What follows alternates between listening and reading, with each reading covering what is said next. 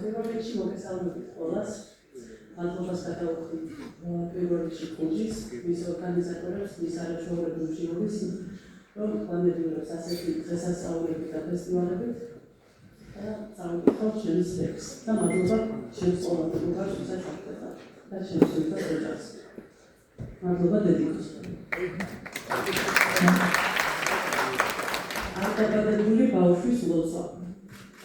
სანამ წავიკითხავ, პატარა შესავალს გავაკეთებ. სტატისტიკის მიხედვით 2018 წელს მსოფლიო მასშტაბით 41 მილიონზე მეტი მუსაყოფი ბავშვი მოკლეს.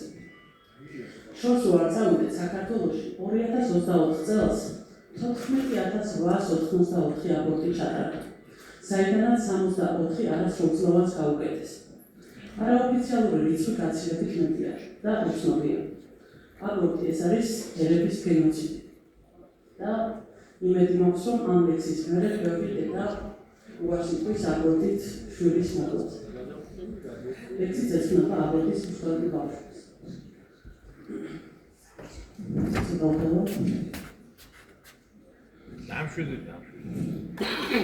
არდაბადებული ბავშვების ლოცვა.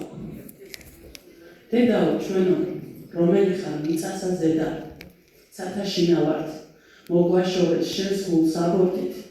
ცისკრის სხივებს ვსვამთ და არ ყოფნის სიმძიმეს ვზიდავთ, დღე და ღამე თუ შენს ტკივილ რძეს და ხელებს ვნატრობდით.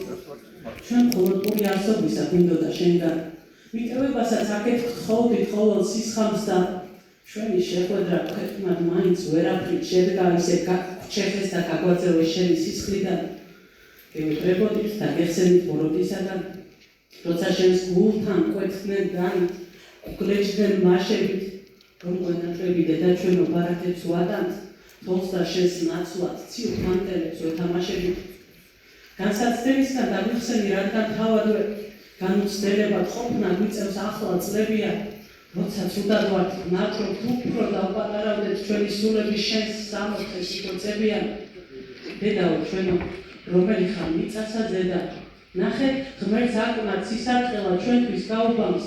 ცაში ავორთქლით შენი მკერდის გამშრალი რძიდან დაველით შენს ხმას, შენს ლოცვებს და შენთან საუბარს.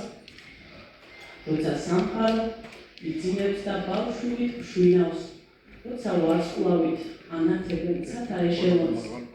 შვილებო ჩემო, რომელი ხართ თქვენ ცათა შინა, ველით შენს ძახილს და სიზმრად რომ მაინც გვეშოროს.